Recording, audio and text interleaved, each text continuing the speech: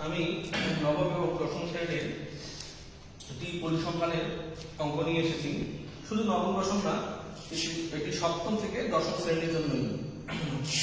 তো এখানে আমি লিখেছি যে 20 জন ছাত্রের গণিতে নাম্বার নিচে দেওয়া হবে। কতজন ছাত্রের? 20 জন। তো এই নাম্বারগুলো আমি লিখে দিচ্ছি, এখানে আছে নাম্বারগুলো দেওয়া আছে। তো আমার ক নাম্বার যে অঙ্কটাতে বলছে, ক নাম্বার বলছে পরিসর নির্ণয় করো। কি নির্ণয় করতে বলছে? পরিসর। খ নাম্বার বলছে শ্রেণী ব্যাপ্তি বা শ্রেণী ব্যবধান, তুমি যে কোনো একটা বলতে পারো, শ্রেণী ব্যাপ্তি 5 ধরে শ্রেণী সংখ্যা নির্ণয় করো। গ নাম্বার বলছে গড় সংখ্যা সারণী তৈরি করো। যেহেতু প্রথম স্টেপ, প্রথম অঙ্ক, এজন্য আমি সহজ দিয়ে শুরু করেছি, যেন আমার 7 থেকে দশম শ্রেণীর যতগুলো স্টুডেন্ট আছে তোমরা সবাই যেন বুঝতে পারো।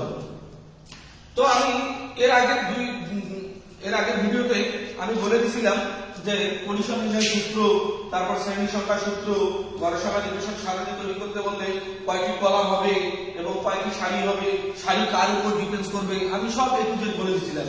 তো ক নাম্বার প্রশ্ন যেটা বলছে পরিসরের সূত্র আমরা জানি সর্বোচ্চ সংখ্যা মাইনাস সর্বনিম্ন সংখ্যা যোগ 1। তাহলে পরিসরের সূত্র কি? সর্বোচ্চ সংখ্যা মাইনাস সর্বনিম্ন সংখ্যা যোগ 1। তো এইখান থেকে তোমাকে খুঁজে বের করতে হবে সর্বোচ্চ সংখ্যাটা। তো আমি এখানে খুঁজে বের করছি, সর্বোচ্চ সংখ্যাটা হচ্ছে 48। কত সর্বোচ্চ সংখ্যাটা? 48। তাহলে আমি সর্বোচ্চ সংখ্যা জায়গা নিলাম 48, সর্বনিম্ন সংখ্যা হচ্ছে কত? 20। এই যে সর্বনিম্ন সংখ্যা 20 যোগ 1। তো 48 থেকে আগে তোমাকে 20 বিয়োগ করো। তাহলে 48 থেকে যদি 20 বিয়োগ করো তাহলে হবে 28। 28 থেকে যোগ যদি 1 দাও 29। তাহলে এটাই হচ্ছে আমাদের পরিসর। তো ইনশাআল্লাহ তোমরা বুঝতে পেরেছো। এবারে খ নম্বরে আসো। খ নম্বরে বলছে, খ নম্বর প্রশ্নের সমাধানে যেটা বলছে যে শ্রেণী সংখ্যা, অর্থাৎ শ্রেণী ব্যাপ্তি 5 ধরে শ্রেণী সংখ্যা নির্ণয় করো। তো আমাদের শ্রেণী সংখ্যা সূত্র আছে, শ্রেণী সংখ্যা সমান পরিসর ভাগ শ্রেণী ব্যাপ্তি। পরিসর ভাগ কি? শ্রেণী ব্যাপ্তি। তাহলে আমি এখানে পরিসর কত পাইছি? 29। পরিসর কত পাইছি? 29। তাহলে 29 বসাই যান, ভাগ আমার শ্রেণী ব্যাপ্তি কত ধরে বলছে? 5 ধরে। প্রশ্নে বলা আছে 5 ধরে, তো আমি এখানে 5 বসাই দিলাম। তো এটা যদি তুমি ভাগ করো, আমি অলরেডি ভাগ করে এখানে দেখাই দিয়েছি, ভাগ করলে হবে 5 মানে কত? 8। তো দশমিকের পর যদি কোনো সংখ্যা থাকে বা দশমিকের পর যদি কোনো সংখ্যা বের হয়, তাহলে সামনের সংখ্যার সাথে 1 যোগ হবে, অর্থাৎ সংখ্যাটিকে পূর্ণ সংখ্যায় প্রকাশ করতে হবে। কোন সংখ্যায় প্রকাশ করতে হবে? পূর্ণ সংখ্যায়। তো যেহেতু এখানে 5.8 আছে, এজন্য দশমিক সংখ্যাটাকে উঠে দিয়ে আমি 5 এর সাথে 1 যোগ করে কত লিখছি? 6 লিখছি। অর্থাৎ আমাদের শ্রেণী সংখ্যা কত? 6। যদি এখানে 5.9 বের হতো তবু আমি 6 লিখতাম। যদি এখানে 5.1 বের হতো তবু আমি কি লিখতাম? 6 লিখতাম। অর্থাৎ দশমিকের পর যদি কোনো সংখ্যা বের হয়, তাহলে সামনের যে সংখ্যাটা পূর্ণ সংখ্যা থাকবে সেই সংখ্যার সাথে 1 যোগ হবে। যোগ হওয়ার পর দশমিক সংখ্যাটা আর থাকবে না। আশা করি তোমরা বুঝতে পেরেছো। গ নাম্বার যে প্রশ্নটা বলছে গড় সংখ্যা নির্দেশক সারণী তৈরি করো। তো গড় সংখ্যা নির্দেশক সারণী গড় প্রশ্ন আমি লিখে ফেলেছি। গড় সংখ্যা নির্দেশক সারণীতে আমি বলছিলাম যে কলাম হবে 3টা, আর সারিটা ডিপেন্ড করবে সব সময় শ্রেণী সংখ্যার উপরে। কার উপরে ডিপেন্ড করবে? শ্রেণী সংখ্যা। যদি শ্রেণী সংখ্যা 6টা হয় তাহলে আমার সারি হবে 8টা। কয়টা সারি হবে? 8টা। যদি শ্রেণী সংখ্যা 7 হয় তাহলে সারি হবে 9টা। অর্থাৎ সব সময় জন্য 2টা বেশি হবে, কিন্তু কলাম ঠিক থাকবে। কলাম কি? ঠিক থাকবে। অর্থাৎ কলাম আমি কি লিখছি? শ্রেণী ব্যাপ্তি, শ্রেণী চিহ্ন, গড় সংখ্যা। তো আমি শ্রেণী ব্যাপ্তি বসাবো। আমাদের সর্বনিম্ন যে সংখ্যা থেকে আসে সেই সংখ্যা থেকে শুরু করব। তাহলে 20 থেকে আমি কত লিখছি? 20 থেকে লিখছি 24। 20 থেকে কত? 24। অর্থাৎ 20 সংখ্যাকে ধরে তোমাকে 5 হিসাব করতে হবে। 20, 21, 22, 23, 24। তাহলে 20 থেকে 24, 24 সংখ্যাটা এদিকে কি হবে কত? 25, 25 থেকে 29, 29 এদিকে হবে 30, 30 থেকে 34, 34 এদিকে 35, 35 থেকে 39, 39 থেকে 40, 40 থেকে 44, 44 থেকে এদিকে 45, 45 থেকে 49। অর্থাৎ আমাদের সর্বোচ্চ সংখ্যা হচ্ছে কত? 48। তার মানে 45 থেকে 49 এর মাঝে 48 সংখ্যাটা আছে। এখন আমার প্রশ্ন হলো আমি টেলি চিহ্নটা কিভাবে দেব? তো প্রথমে আমার কত আছে? 20, 20 এখানে আছে, অর্থাৎ 20 থেকে 24 এর 20 দিলাম। এরপর কত আছে? 24, 24 আমার এখানে 20 থেকে 24 এর মধ্যে আছে 24 দিলাম। এরপর কত আছে আমাদের?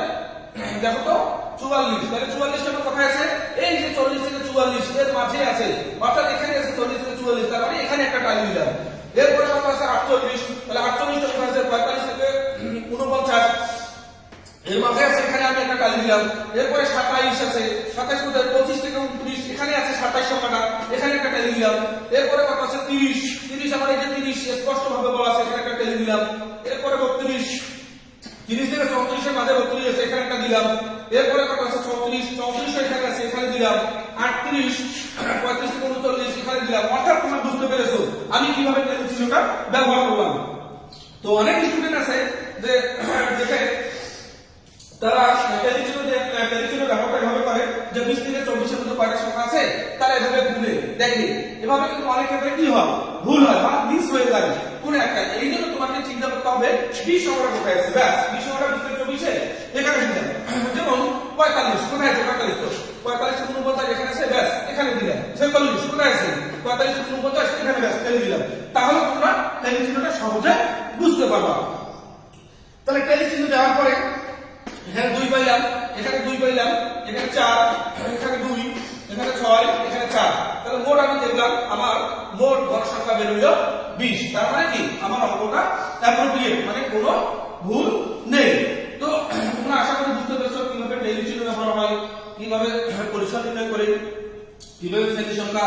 আর মূল বিষয় হচ্ছে যে টেলি চিহ্নটার কথা বললাম যে অনেকে খুঁজে খুঁজে তোমরা টেলি চিহ্ন ব্যবহার করে, আসলে এটা ব্যবহার এরপর থেকে আর করবা না। তো আমি এখানে আর দুইটা জিনিস লিখে দিয়েছি, সেই দুইটা জিনিস একটু গুরুত্বপূর্ণ। একটা হচ্ছে অবিচ্ছিন্ন শ্রেণী ব্যবধান আর একটা বিচ্ছিন্ন শ্রেণী ব্যবধান। আসলে অনেক স্টুডেন্ট বুঝতে পারে না যে অবিচ্ছিন্ন শ্রেণী ব্যবধান কি আর বিচ্ছিন্ন শ্রেণী ব্যবধান কি বা কখন কোন কাজে ব্যবহার হয়।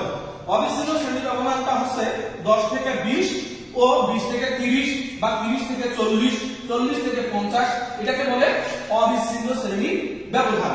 আর বিচ্ছিন্ন শ্রেণী ব্যবধানটা আমি যেটা ব্যবহার করছি 20 থেকে 24, 24 থেকে 25, 25 থেকে 29, এটাকে বলে হচ্ছে বিচ্ছিন্ন শ্রেণী ব্যবধান। তো আশা করি তোমরা অবিচ্ছিন্ন শ্রেণী ব্যবধান এবং বিচ্ছিন্ন শ্রেণী ব্যবধান বুঝতে পেরেছো। আমাদের এর কাজ কোথায় লাগবে আমি ইনশাআল্লাহ পরবর্তী ভিডিওতে আমি বলে দেব। আশা করি তোমাদের ভিডিওটি অনেক ভালো লেগেছে। তোমরা ভিডিওটি লাইক কমেন্ট শেয়ার বেশি বেশি করে করবা। আমি তোমাদের জন্য আছি সর্বদাই।